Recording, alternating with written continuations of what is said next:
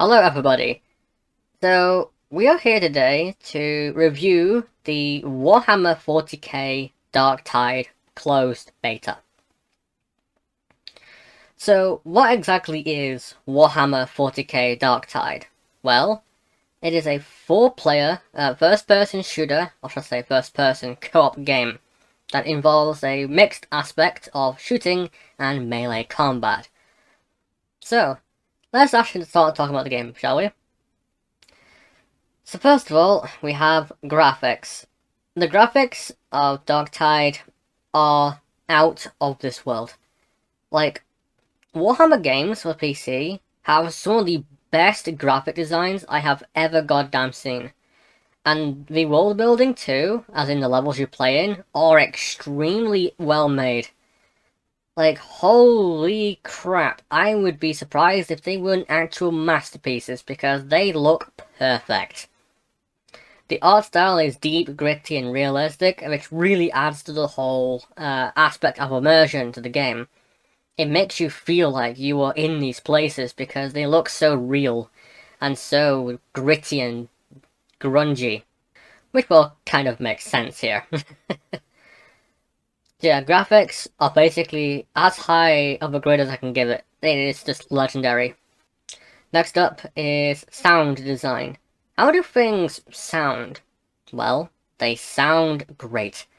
The sounds of counter voices are really well made, even if sometimes they can get a little annoying. Weapons, they sound amazing. From the impacts of shovels, bludgeons, and swords, to the ferocious thundering of guns. It's good, I like it a lot. And of course, too, enemies also sound pretty nasty too. Even from the measly commoners, all up to the big and horrifying creatures like the Plague Ogre. So far, yeah, so that's it. In terms of visuals and, aesthetic, it's good. It's really solid. And I have to commend Fatshark for that. They have nailed the sound design and the graphic design of this game. But what about parts that most people actually care about, which is, of course, performance and gameplay? Performance, unfortunately, left a lot to be desired. Now, this is because of the fact that the game, by default, kind of puts you onto the most performance-destroying settings, like bloom, ray tracing, and all that stuff. So there's definitely a lot of things right out the bat that you have to kind of mess with to optimize the game. And of course, because it's a beta, it's going to be pretty unoptimized because it's not the finished product. So in terms of, like, frames, okay, just as a disclaimer, my rig uses a i7 8700 and a GTX 1070, which is kind of like mid-spec nowadays. And I wasn't even capable of running 60 FPS on medium settings. Now, this isn't just a me issue, by the way. I've checked the discussions in the forums and whatnot, and it seems like even on like these super ultra mega monster rigs, they're still having issues with frame rates, so chances are that's just classic unoptimization of the beta. So again, hopefully, fingers crossed, when the game fully releases next month, that'll be completely fixed and patched. Now, in terms of gameplay, this is where things are going to be interesting for Darktide. Because, as much of a, 4-person co-op experience as it may be, it doesn't really play like any of the other 4-team co-ops like Deep Galactic, Left 4 Dead 2, Back 4 Blood, and Vermintide. It definitely has a strange mix of melee and ranged combat, which of course you'll see in the background footage here. So in a sense, the game has tried to balance out ranged and melee combat. And obviously to do this, they've had to do it in a pretty interesting way. So for your weapons, you have limited ammo supply. And of course, there are, things around the levels that you can pick up, like ammo crates, ammo packs and whatnot, to keep your guns topped up. But melee has also become very powerful. Like, melee, I can actually see in these clips, just cleaves straight through raging hordes of poxwalkers. And again, I kind of like the whole idea of what they've done here. As to basically where you only use your gun against larger and more dangerous targets, and then for the large, like, raging hordes of poxwalkers, you pull out your bludgeoning tool, your stabbing tool, your big sharp blade, and you just start hacking slashing at them until they've just been reduced to a pile of paste on the floor. It definitely adds to the whole survival aspect of Darktide, of where you're kind of forced to have this in and out of between using your gun and using your melee weapon. And it's good, it's fun, it's different from what I'm usually used to when it comes to playing first-person shooter stuff. In terms of other stuff too, there are of course 4 individual classes, kind of like Deep Rock Galactic, for instance. So, for instance, you have the Ogrin, which is a big, hulking tower of muscle and stupidity, but it's extremely durable, it can charge into enemies, and just wreck everyone's business. Then you got the Veteran Sharpshooter, who is basically your more run-of-the-mill kind of soldier, better trained with guns, focuses on hitting weak points and taking out the bigger threats along the ranges. Then you have stuff like the Zealot Preacher, which is like a support character mostly, and then you have the Psyker, who can do funny magic stuff. So yeah, you've got 4 different characters you can play as in Darktide, which does add to the variety and make for some very interesting gameplay. Especially when you've got like 2 Ogrins on your team. But I digress. I would say that the gameplay is a lot of fun. The gunplay is outstanding, like holy crap, how did they do it? How did they do it? I am astounded. Like, the guns feel so good to use, it is ridiculous. Like, I would compare it, almost, to Modern Warfare 2019, in terms of gunplay. While the animations, of course, aren't going to be on that level, the feel is outstanding, and I love the guns to pieces. And of course, too, the melee weapons, while they're kind of like the mainstay of the entire show, they're great. They never get old. Just going to swing a sharp blade around and smash people's faces in a shovel. It's just a lot of fun. It's a lot of fun. So in terms of the gameplay, I like it a lot. And of course, too, like other co-op stuff, there's of course enemy variety and randomness. So for instance, you can have like 3 scab shotgunners or 2 scab gunners in one room. But in another mission in the exact same room, you could have a Plague Ogrin or a Crusher. So you can have a lot of variety from run to run, which helps keep the game fresh. Which is good, because in the beta, we only had like 4 missions to play. But nonetheless, it was good. The gameplay is good. And also, just before I continue on, let's just quickly talk about the music. Holy sheesh. The music is absolutely legendary. Like, oh my god.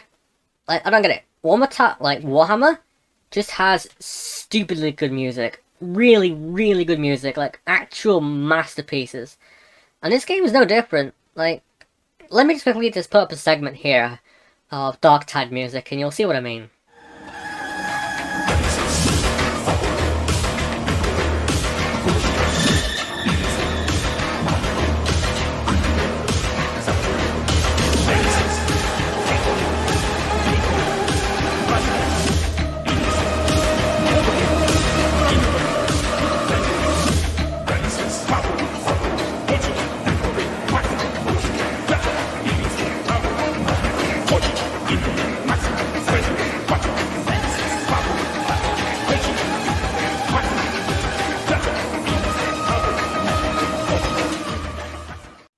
Yeah, it's good. So with that said, let's now talk about the bad of Darktide, because there's a bit of bad here. So, obviously the first bad that we brought up was optimization. The game isn't really optimized. Then again, apparently Vermintide 2 wasn't either, so it might be a shared issue. But then again, I'm kind of holding that as a benefit of a doubt because it's a beta. But of course, we're reviewing the game as a beta, not as a complete game. Which then brings me to my second problem. The goddamn network issues. Holy crap. The network issues with Darktide drove me up the wall. It was such a good beta until I went into the network issues. They really sunk my mood quickly. Oh my god. Let's say this. If Darktide launches, with those network issues that I experienced, the game is dead on arrival. Like, that is an absolute priority that Fatshark must address. Fix the goddamn networking. Because if you don't do that, your game is dead on arrival. Because I had constant disconnects all the goddamn time, and it drove me nuts. But yeah, the network issues were really, were just awful. They were really bad, and they really ruined my experience for me. But I digress. And then too, we've had the issues as well of, we actually had a mission completely break on us. Like, we could not actually progress the objective because the objective never triggered, so... yeah, we had an issue with an objective not working, which meant that we had a unplayable mission. Again, that should be an issue that they completely fix for the launch, but... yeah, something to note. Okay. So yeah. Darktide, overall, was a ton of fun. When it worked.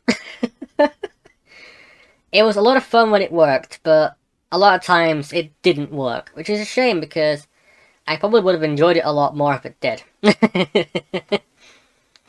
Also, for those who want to see more of me playing Darktide, check out my last video I made, which was about almost an hour worth of gameplay footage, which is, well, fun to watch, although I do apologise if it was a little choppy. I didn't properly optimize the game when I made the video. But yeah, so let's now get to the rating for Darktide, shall we? Because obviously we kind of have to.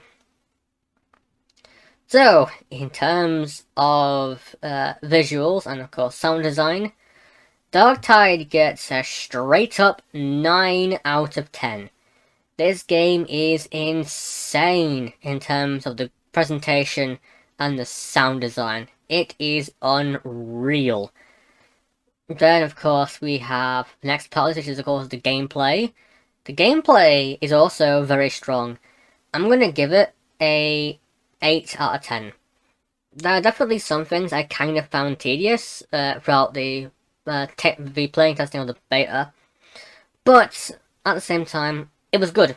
I still had a lot of fun. A lot of fun, in fact. Like, I've not had as much fun in a long while. In terms of fun, oh my goodness, this thing is getting a 9 out of 10 for fun. It is stupid fun. And I can imagine too that if you play it with friends, you are going to have the time of your life. It is going to be great. And then, of course, the final score. Now, the final score, unfortunately, will have to get knocked down quite a fair bit because of the issues I talked about earlier. If it was not for the optimization issues, the network issues, and some other minor bugs I came across, this beta would have actually gotten a 9 out of 10. However, because of the issues I experienced, most namely the network issues, I have to knock Darktide beta down to a stupidly low 4 out of 10. 4 out of 10. So, if you could get past the network issues that made the game almost unplayable for me, this game could be Game of the Year 2023. I am serious. There is massive potential here in Darktide.